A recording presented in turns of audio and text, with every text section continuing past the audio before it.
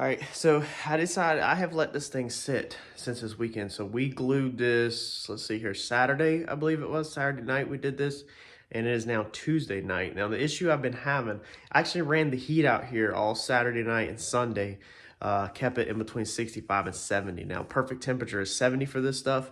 If you drop 20 degrees below 70, it slows down the dry time. If you go 20 degrees above 70, it speeds up the dry time. And it says all that in the data sheet. I expected this thing to kick off in an hour to two. So the next morning overnight, figured it'd be good. I come out here and it was still sticky. It wasn't soft, it was just sticky. It had a sticky residue to it. So then I waited the whole Sunday, come out here Sunday night. So that was 24 hours and it was still sticky. Here we are Tuesday night, we glued it Saturday night and it is still sticky. So I was kind of like, well, we're going to chalk this one up as a failure. Like, you know, I knew that using an expired product, we had a chance of failing at this, but I explained why we did it. And so I was like, this is going to be a failure. I was like, let's just go ahead. You know, I'm about ready to throw in the towel. Again, I was like, let's just pull the clamps off of it and see how it is. And the unique thing that I have found, and I'm about to show you, is that it's actually bonded. So it is actually stuck, like, really good from what I can feel, but it's just still has a sticky residue to the top of it. So it's very unique because like all the plastic repairs I use and panel bonds I've used in the past and stuff like that, they dry rock hard, you know, and they don't still have this soft layer of like stickiness. So it's not like the whole thing is soft, it's just like the very top when you touch it, it's like it's sticky. It'll get on your fingers. You know, I've touched a little right there, and then also on this side I think I was touching a little bit, but it's just, it leaves a sticky residue. But let me show you this real fast. So we took all of our clamps off, and if you do this right here, okay, I'm gonna take my fingernail. See how I can draw a line through that with my fingernail? Did you see that? We'll go right here. Okay, we can draw lines through it. Okay, and it's just, you can see it on my fingernail a little bit right there. So, and we'll see, I'll even show you fingerprint. Let's see here. Okay, you see how that fingerprint's right there? Okay, so I was kind of like, you know, this is just weird. But then if you come right here, okay, so to the bottom, where we have glued it to this corner, I can actually take this, see if I can get a shot, and I can actually bend the aluminum up. Okay, and it doesn't separate really.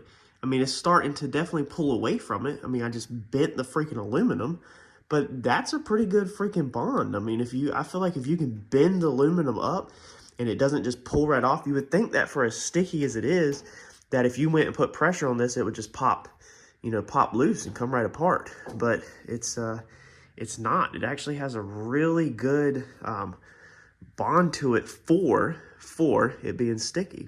You can see right here. Okay, let me see if I can zoom in.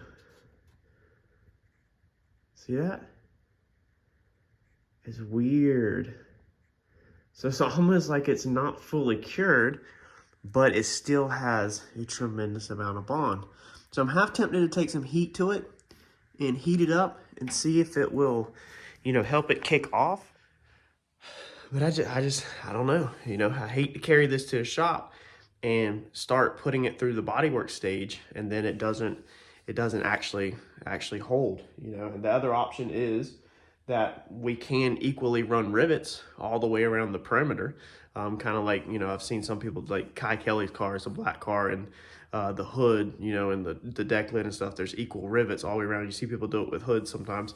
So we could do that and not have to spend no more money and just go with that route, you know, versus basically I think that if we tried to take this apart right now, I think that the adhesion is good enough that it would absolutely destroy the aluminum trying to get it apart. We're not just going to peel this apart. Like I think the bond is good enough where we'd have to buy another $45 sheet of aluminum. And I knew also that if this failed, that was the possibility that I was going to waste a whole sheet of aluminum. But I don't have to do this project. Again, this project is for fun, and it's just to kind of play around with and experiment with. And it's not like I'm dead set on having to do this. It's just a little pastime, and it's just to, you know, keep my creative brain flowing and just messing around with something. But I think I'm gonna hit the heat, the torch real fast and go around the perimeter and just see what happens. Like if I can just get that stickiness to kick off maybe, and it turn rock hard, or if it kind of lights on fire, or just, I don't really know. It's kind of an experiment playing with, you know, 8 years expired panel bond. So I don't know where we're gonna go from here, but I'm half tempted that moving forward, doing panel bonding anything else that we need to panel bond in this, we might go ahead and just chalk it up and run, you know, run some actual 3M panel bond so that it's rock hard, you know, I guess. And then if the stuff, I guess, did come apart, we could always re-panel bond it back on it with legit panel bond. I think that'd be perfectly fine. But I don't know. This is just an experiment. So for this experiment, all I'm doing is just going to take my heat and just knock off this frosting to it. So basically the change of temperature right there, you can see, is just from it being cold out here. So as you can see where I get this area right here heat up, it kind of goes away back here. And as we move out, you know, you can see it happens a lot because the metal's cool, and this is, you know, obviously a hot torch. So I think I'm just going to go around it and just heat it up to a temperature that we knock off this like fogging of the metal, you know, which means that we get the metal warm, obviously, and as a gauge of how much heat I have in it, you know, that way it's kind of equal, and just knocking off the fogging, and then kind of see what happens, you know, kind of let it cool down right here, like especially in these spots up top that I can easily see and feel, you know, and I don't have to pull up on the metal, and see if that changes anything. All right, so it is blinding against that metal, but we're gonna come out here today and we're gonna trim the edge off all this excess. This stuff is still sticky, where it's like leaving a residue on my fingers whenever I touched it a second ago. So what I'm gonna do is, while the sun's up, I'm gonna just go ahead and trim this all off. You know, we're kind of dedicated to this now, no matter if that stuff sticks or not. Even if we have to pull the metal off and re-glue it if it comes off, at least we can go ahead and have our perimeter cut correctly. Or if we decided to do rivets, thinking about doing black rivets around the deck lid after it's painted. Not 100% sure yet, because it does have a bond. It's just sticky on the top still. So I'm just kind of torn on what to do, but we're gonna go ahead and do this, and I think I'm gonna let it sit out and get some sunlight today from the heat, and just really sit out here and bake, and have air rolling across it all day long until this afternoon. So let's take our grinder, let's trim our edges up. We'll probably go ahead and use the flat wheel. Might go ahead and do that, might do that later. But we're gonna go ahead and get these edges trimmed up, and then that way we can start focusing on the bottom side this weekend, connecting it, and maybe addressing that rust and figuring out our wing supports. All right, so now that I have grinded this, I feel really good today about this. I have been feeling bad about this for a whole week now. I just kind of felt like that it was going to work, but that, you know, it could possibly fail. But as you can see, these tops, okay, you can see the smearedness. Now, normally when you get this is, if you're familiar with bodywork, if you're doing like 3M eraser or 3M double-sided tape and you use a grinder, it melts it, okay? So all the black stuff is sticky goo. The green stuff is dried panel bond, okay? Let me see if I can zoom in on this light. We're gonna take a screwdriver, okay? We can't really, we can put a mark in it, but we have to really put some force, you know, into it to dig at it, versus that right there, okay? See how easy that comes up, okay? And then underneath it is the green panel bond. All right, so let's take it right here. Okay, see, that doesn't dig up the same, okay? So it's almost like a mixture of dried panel bond and not cured panel bond.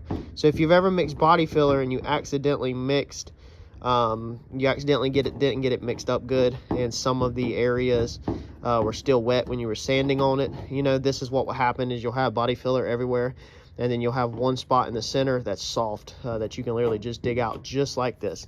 The rest of the body filler is perfectly fine, but you know, that one area is soft and you have to dig it out and then re-swipe it. So I feel good. You know, my nail holes are solid. What I think it was is that it just wasn't either mixed good enough, or it, you know, it didn't, it had to be just not mixed good enough. Our edges, they turned out beautiful. I don't know if it'll focus. Okay, you can see where we grinded them all out. It's hard to get it focused. Let's try this side. I just want to show y'all the detail, right there. Okay, it's really hard to see. Maybe we'll get a shot at another point, but they grinded out beautifully. I mean, the edges, look at that. Okay, so it looks just like factory, you know, like a factory edge, because of how we've bonded it together. And our trick was we let enough ooze out so that way when we went to cut it back, we pretty much all of the edges have panel bond all the way in them. There's a couple of spots that we didn't get down 100%, like right here, so you can see where it needs a little bit of panel bond put into it.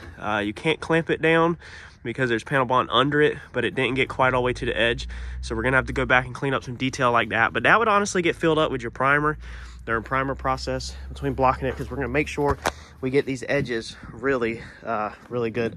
I kind of wanted to show you the breakdown of a thick spot. Let me see here, I had a piece over here because this is good, you know. So this was the edge of it, and we were sticky right here on the surface, but then inside, the camera doesn't show it, but underneath it's cured, and you can see that black right there. Okay, so that black area is not cured, so we can, well, it's actually kind of cured out, but you can scrape it easier than the green stuff. When this stuff dries, if you read the instructions on this, it dries this green color, and that lets you know that it's dry and cured. So it's almost literally like it didn't get mixed good enough, like body fillers, and maybe I really need to mix my next batch, since I'm not using the actual gun that you're supposed to use to do this stuff. But I'm feeling a lot better. I wasn't going to use the next tube. I was actually going to trash the next tube. I actually brought home my legit panel bond.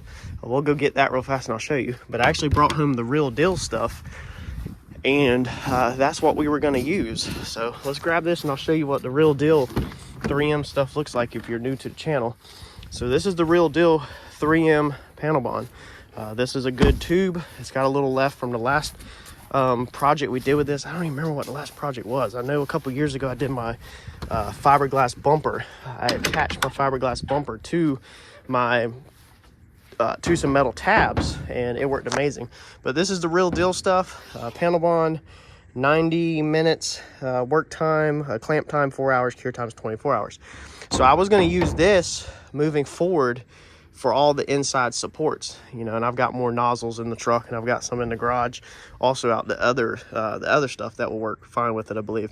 But this is the 3M gun, this is the part number, and then let's see here, the panel bond stuff we're using, we're going to use, I'll show you when we take that apart. But I think we're going to attach all of our supports with this. This stuff is probably getting pretty old anyway, so I probably need to go ahead and burn it up.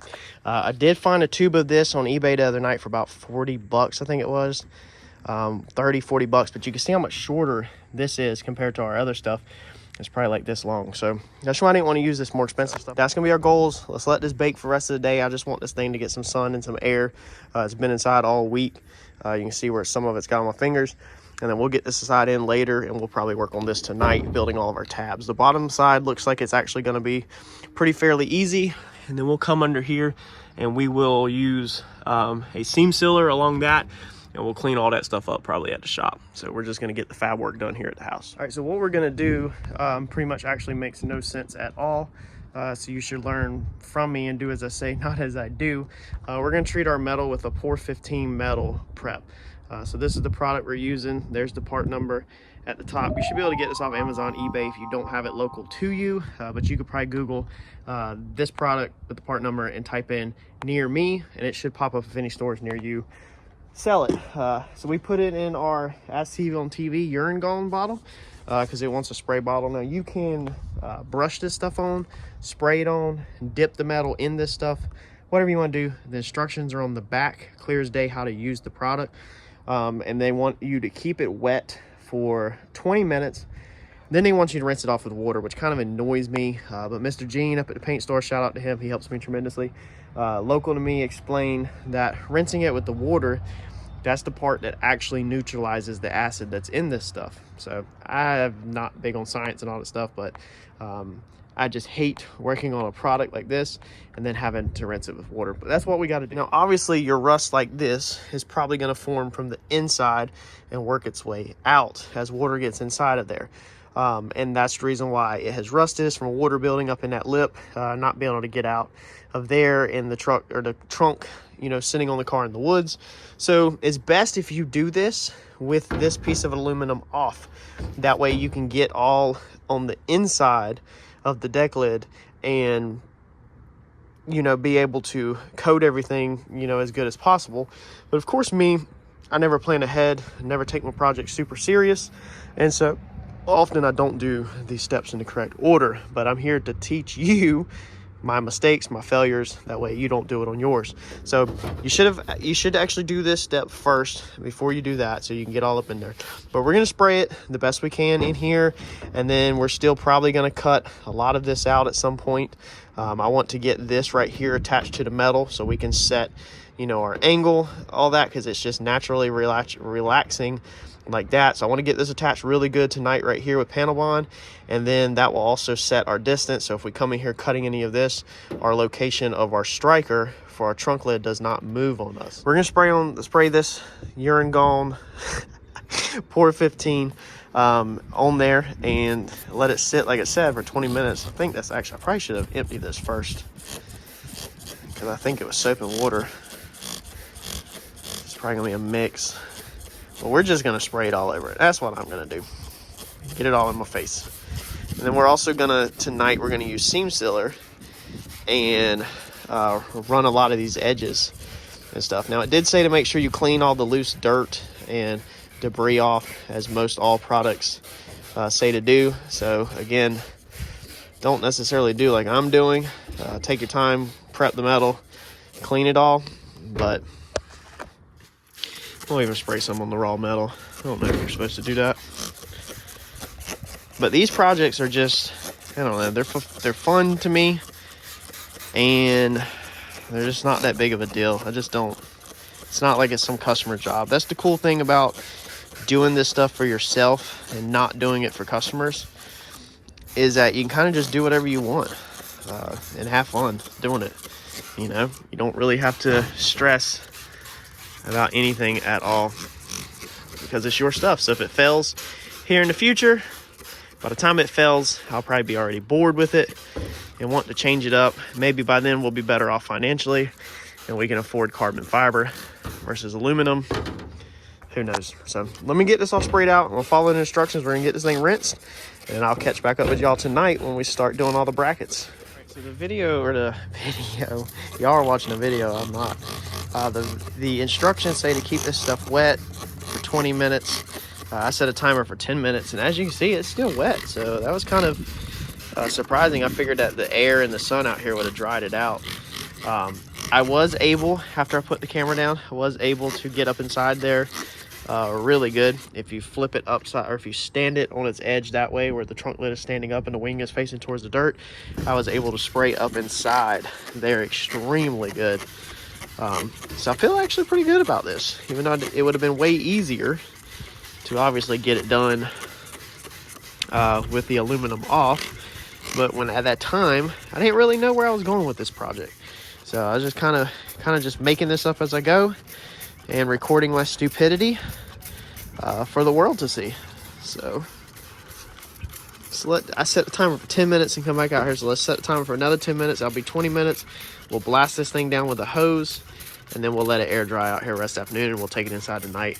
Everything looks good on this lip. Besides right here, this is the only part that sucks, is how it has like curled away, but it's not soft. So it still is hard, and we can definitely cover that up with like seam sealer if we want to. Let's let that sit for another 10 minutes, and then let's rinse it. All right, so then it says after 20 minutes to rinse it off with water. And from what Mr. Gene says, this neutralizes it. So that's what we're gonna do. she's watertight. Look at it holding water upside down. See, originally I wasn't going to follow these instructions either, and I told them at paint store, I was like, I think I'm just going to skip the rinsing it off part. And they were like, no, you have to do that part. So let's rinse this off, let this dry, and then we'll be back at it tonight.